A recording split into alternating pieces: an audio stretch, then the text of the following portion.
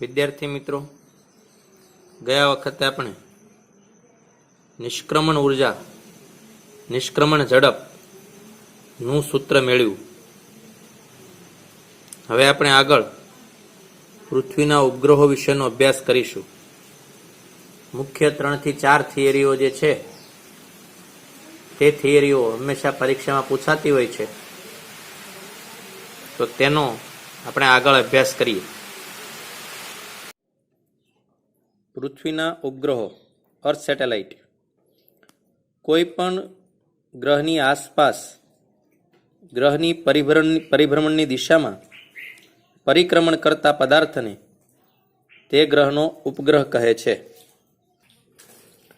ઉપગ્રહોની ગતિ સૂર્યની આસપાસ ગ્રહોની ગતિ જેવી જ છે, તેથી તેમના માટે પણ કેપ્લરના નિયમો વાપરી શકાય છે. પૃથ્વીની આસપાસ ઉપગ્રહોની કક્ષાઓ વર્તુળાકાર અથવા દીર્ઘવૃત્તિ હોય છે. ઉપગ્રહો 2 પ્રકારના છે.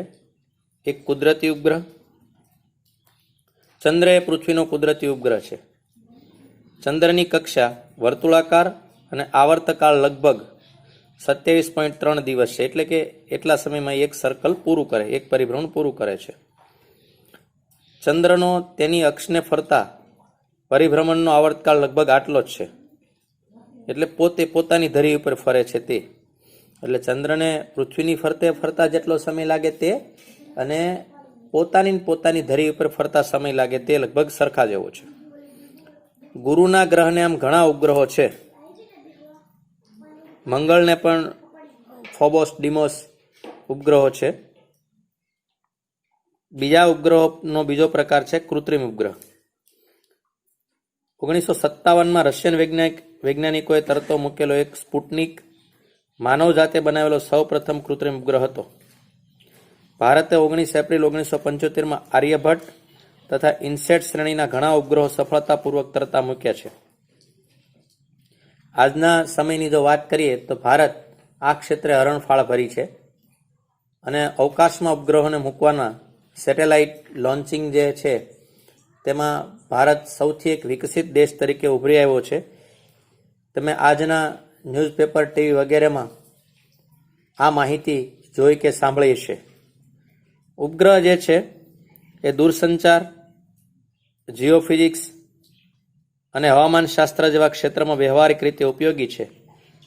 આ સિવાય ઘણા બધા ઉપગ્રહના ઉપયોગો અનધર સોર્સથી જોઈ શકો છો, પરંતુ અહીંયા એ આપણો મુખ્ય વિષય નથી. તેથી આપણે ખૂબ જ ટૂંકી માહિતી જોઈ છે, કેમ કે આ ચેપ્ટરમાં આપણે ઉપગ્રહોનો પરિચય નહીં, પરંતુ એમની ભ્રમણ કક્ષા જે છે તેનો કક્ષીય વેગ, એનો આવર્તકાળ વગેરે જેવા સૂત્રો તારવવા માટે જઈ રહ્યા છીએ. એટલે અહીં આ માહિતી એકદમ ટૂંકમાં આપવામાં આવી છે, અને એટલી જ આપણે લખવા માટે રાખવાની છે. કુલ ઉપગ્રહની કુલ ઉર્જાનું સૂત્ર મેળવો. અહીંથી ઉપગ્રહની આપણે જે થિયરીઓ જોવાના છીએ તે બધી જ મોસ્ટ આઈએમપી છે અને તૈયાર કરવાની છે, જે રીતે હું બતાવું તે રીતે. અથવા આ સવાલને એમ પૂછાય, ગ્રહની આસપાસ પરિભ્રમણ કરતા ઉપગ્રહની કુલ ઉર્જાનું સૂત્ર મેળવો.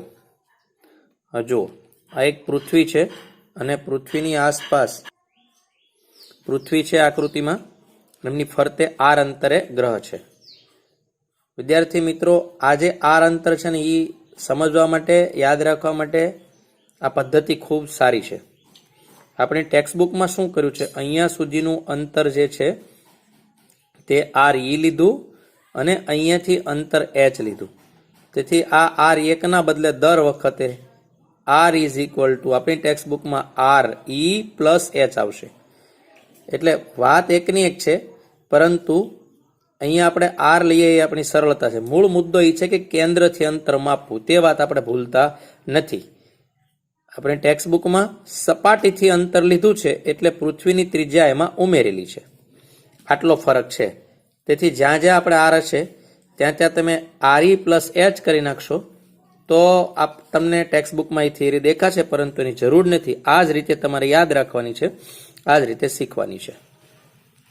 ચલો, આકૃતિમાં દર્શાવ્યા મુજબ ધારો કે કોઈ એમ દળનો ઉપગ્રહ પૃથ્વીના કેન્દ્રથી આર અંતરે, એટલે કે આ આર છે એ ત્રિજ્યા કરતાં મોટો છે, વર્તુળાકાર કક્ષામાં V0 ઝડપથી ભ્રમણ કરે છે.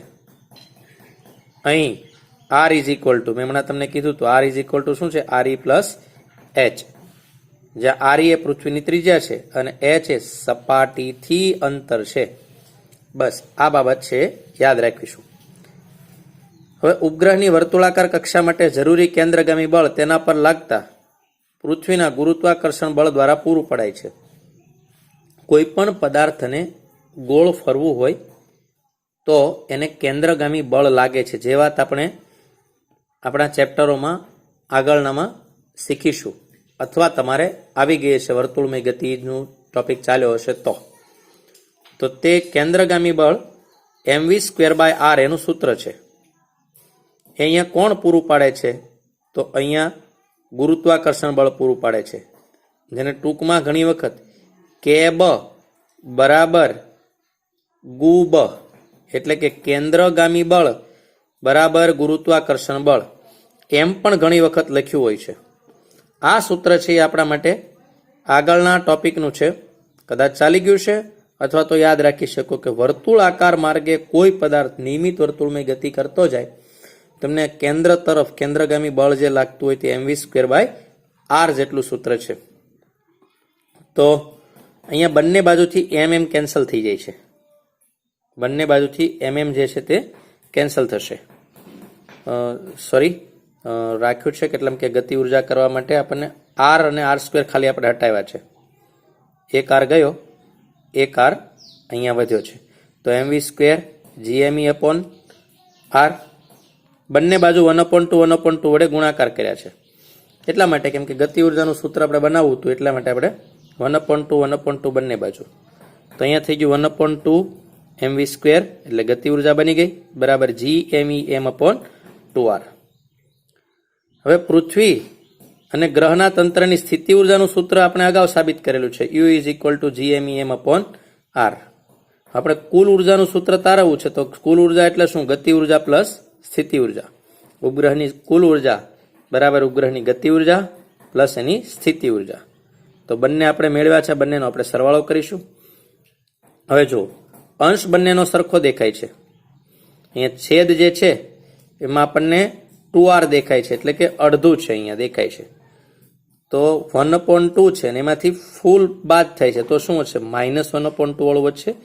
તો આપણને કુલ ઉર્જા કેટલી મળશે? -gmem/2r. આમ ઉપગ્રહ જે છે એની કુલ ઉર્જા ઋણ છે, એ શું બતાવે છે? કે ઉપગ્રહ બંધિત હોવાનું દર્શાવે છે. ઉપગ્રહ જે છે એ કોઈ ગ્રહના ગુરુત્વાકર્ષી બળની પાસમાં બંધાયેલો છે, એટલે એની કુલ ઉર્જા ઋણ છે. તો આ પરથી એક મોસ્ટ આઈએમપી શોર્ટકટ ટોપિક જે છે, બહુ બધા MCQ આનાથી પૂછાતા હોય છે ને સોલ્વ પણ થતા હોય છે. જો આપણે અત્યારે મેળવું કેવી રીતે? આ યાદ રાખવાના સૂત્રો બધા. gmem/2r એ આપણી ગતિ ઉર્જાનું સૂત્ર આપણે મેળવ્યું. જુઓ તમે, ગતિ ઉર્જા એટલે 1/2 mv². તો આ ગતિ ઉર્જાનું સૂત્ર આપણે મેળવ્યું હતું, રાઈટ. સ્થિતિ ઉર્જાનું સૂત્ર નીચે તરત જ જુઓ. આ બંનેમાં ફરક શું દેખાય છે તમને? હવે તમે જોશો તો આ સૂત્રને તમે 2 વડે ગુણાકાર કરો, અને 2 વડે ગુણાકાર કરશો એટલે 2 કેન્સલ થઈ જશે અને માઇનસ નિશાની લાગશે. તો જુઓ, સ્થિતિ ઉર્જા છે -2x, આખા પદને આપણે x કહી દઈએ, તો એને 2 વડે -2 વડે ગુણાકાર કર્યો તો આપણને શું મળી જાય છે? સ્થિતિ ઉર્જા. કુલ ઉર્જા શું મળશે? આની માઇનસ નિશાની -x, અથવા ગતિ અને સ્થિતિનો સરવાળો તમે કરો તો 2 માંથી 1 જાય એટલે 1 માઇનસ વધશે. તો ગતિ ઉર્જા જેવું જ, પરંતુ ઋણ નિશાની છે. નિષ્ક્રમણ ઉર્જા અથવા બંધન ઉર્જા તમે કહી દો તો શું મળશે?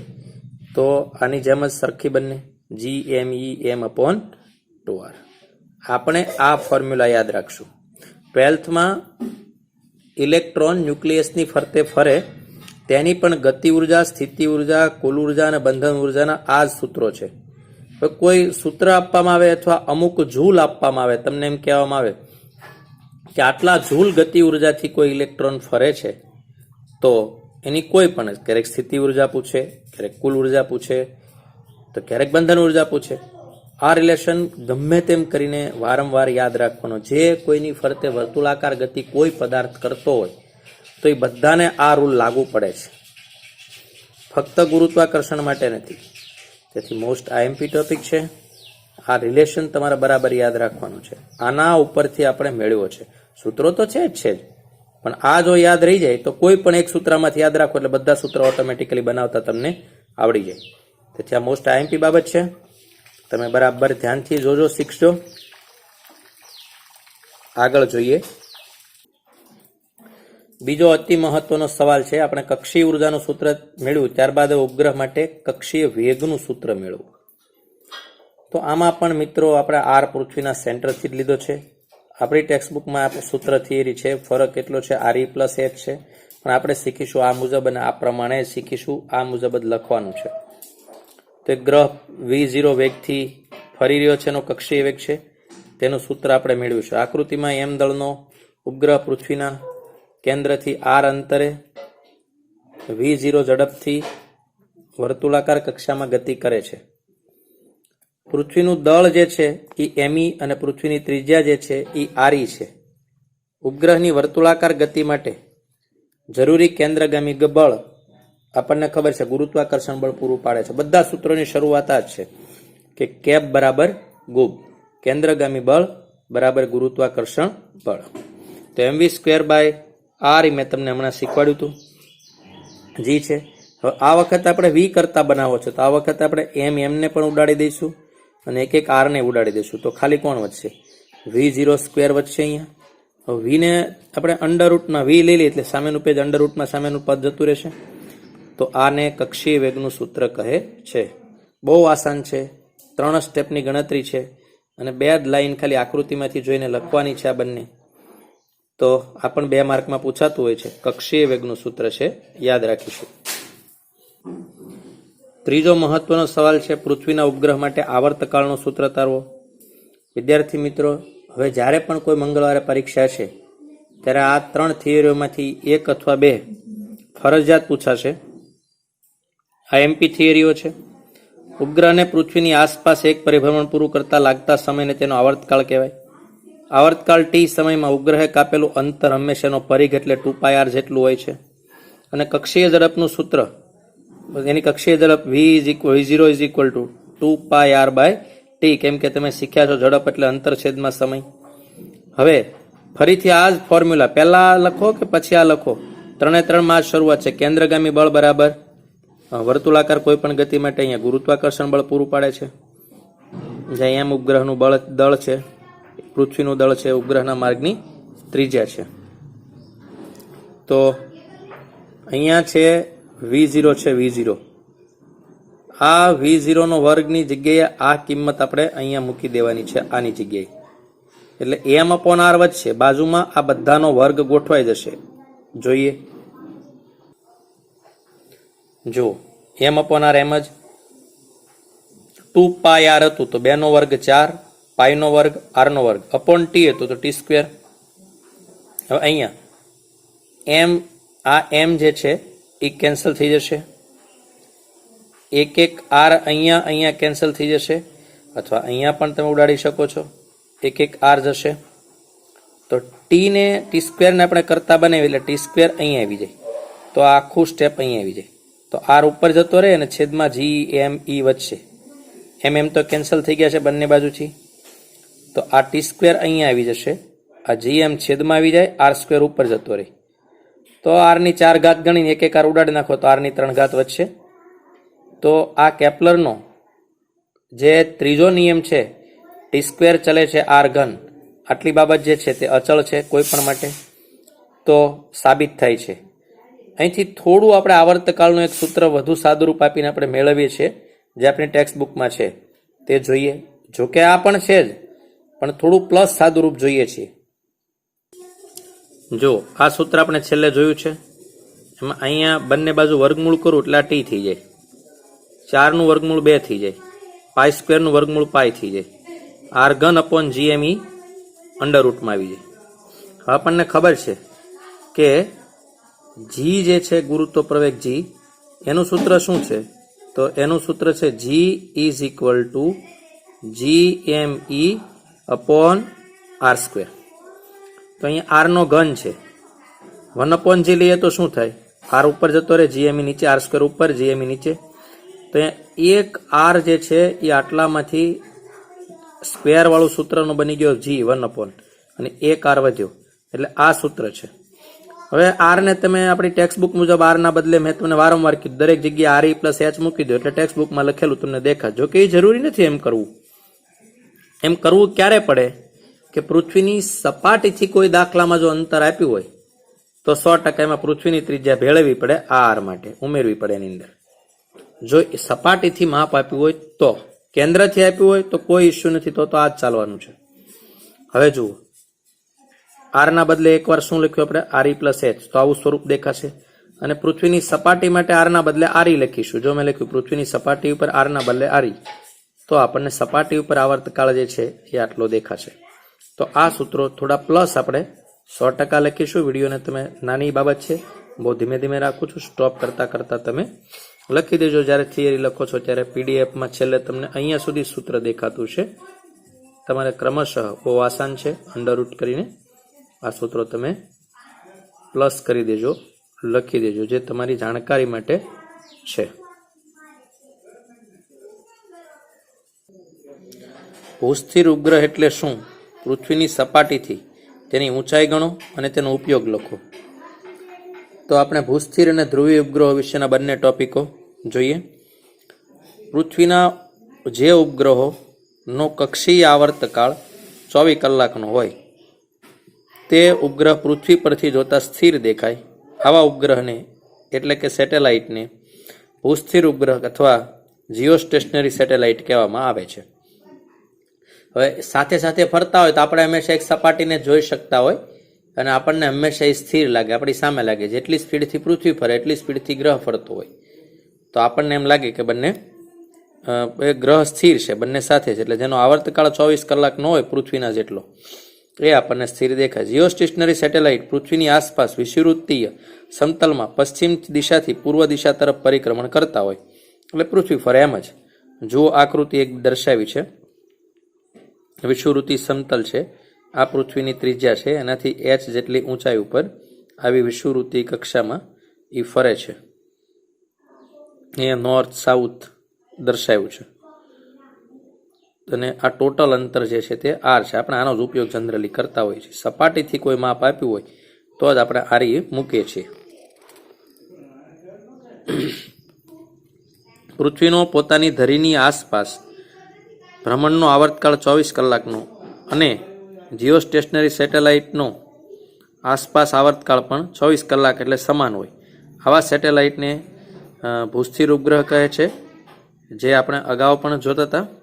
શરૂઆતમાં પણ આ જ વ્યાખ્યા આપણે આપી છે કે જીઓસ્ટેશનરી સેટેલાઇટ આપણે કહીએ છીએ જેનો આવર્તકાળ 24 કલાકનો હોય છે.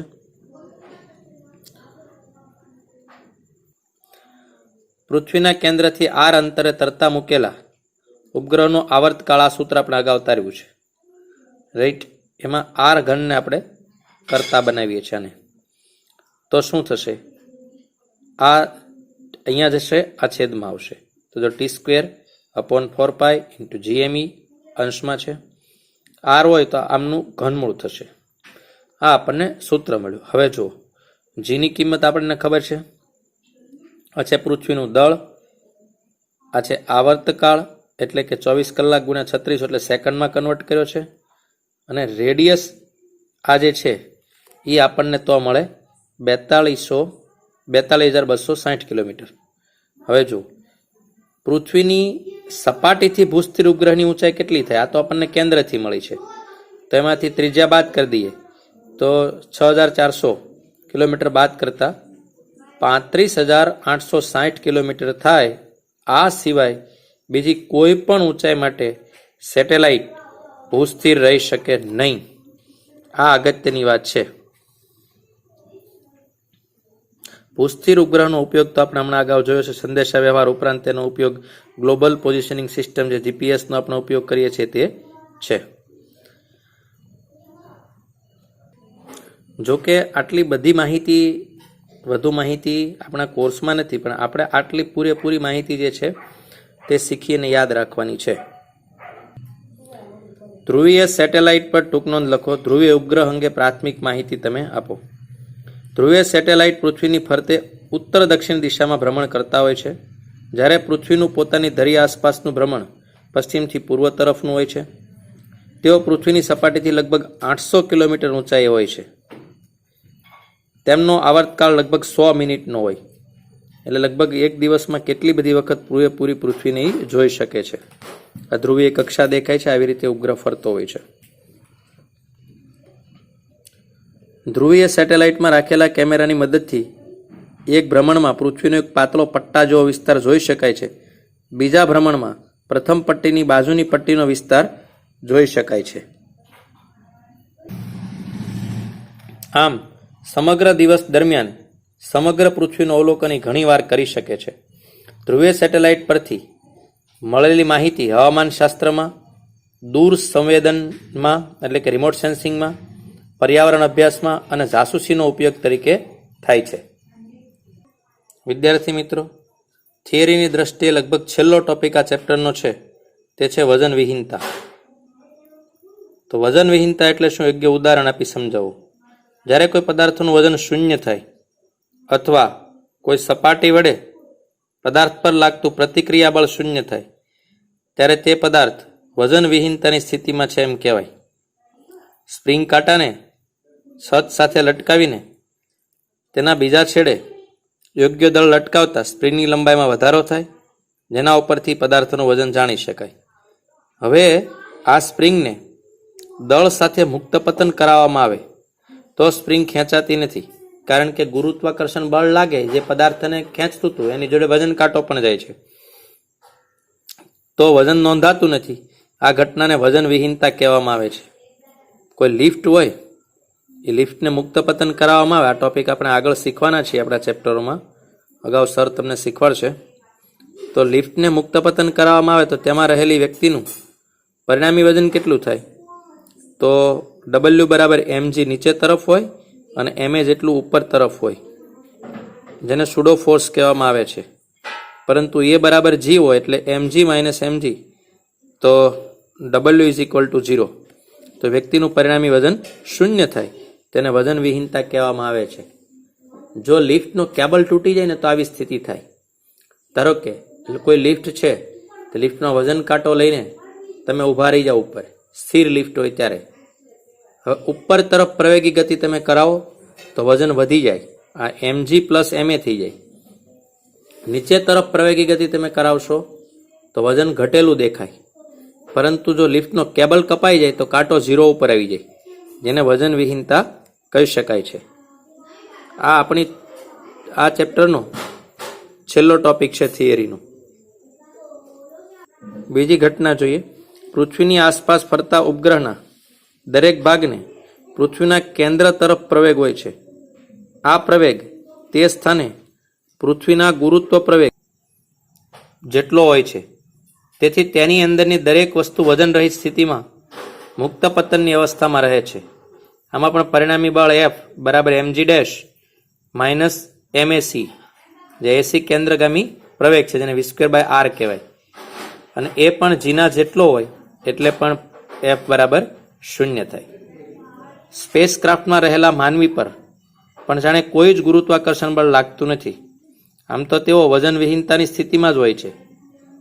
આપણા માટે ગુરુત્વાકર્ષણ ઉધ્વ દિશાને નક્કી કરે છે, પરંતુ અવકાશયાત્રી માટે કોઈ ઉધ્વ દિશા કે સમક્ષિતિજ દિશાઓ હોતી નથી. તો વિદ્યાર્થી મિત્રો, આ વિડીયોમાં આપણે ઉપગ્રહ જે છે એની કક્ષીય ત્રિજ્યાનું સૂત્ર, આવર્તકાળનું સૂત્ર અને કક્ષીય વેગનું સૂત્ર, એ ત્રણે ત્રણ અતિ મહત્વના વિષયો પર વાત કરી. સાથે સાથે ઉપગ્રહોના પ્રકારો અને એમના પણ ભૂસ્થિર અને ધ્રુવીય ઉપગ્રહોની વાત જોઈ, અને વજન વિહીનતા એટલે શું તે પણ જોયું. આ ખૂબ અતિ મહત્વનો ટોપિક છે. આ સાથે થિયરીની દ્રષ્ટિએ આપણું ગુરુત્વાકર્ષણ ચેપ્ટર પૂર્ણ થાય છે. પરંતુ હજુ બીજી અતિરિક્ત થિયરીઓ છે જે જાણવા જેવી છે અને ચેપ્ટર સાથે સંકળાયેલી છે, અને એમના સૂત્રો કોમ્પિટિટિવ એક્ઝામમાં પૂછાતા હોય છે. તેથી તે થિયરી લખી કે મોઢે કરવાની નથી, પરંતુ એને સમજીને એના સૂત્રો યાદ રાખવા ખૂબ જરૂરી છે. કેમ કે તે સૂત્ર આવે તો આપણે તે વિષય ઉપર જાણતા હોવા જોઈએ અને આપણને તે વિષયની ખબર હોવી જોઈએ. એટલા માટે હવે પછીના વિડીયોમાં અતિરિક્ત થિયરીઓ અને જે વધારાની પરંતુ અગત્યની અને સ્વાધ્યાયના દાખલાઓનો અભ્યાસ આપણે કરીશું. ખૂબ જ એકાગ્રતાપૂર્વક ધીમે ધીમે એક એક થિયરીને મોઢે લખતા તમે શીખી શકો એટલો પ્રયત્ન કરશો. આની સાથે PDF પણ મૂકવામાં આવે છે અને તે જ પ્રમાણે તમારે તે સૂત્રો તૈયાર કરવાના છે. ધન્યવાદ.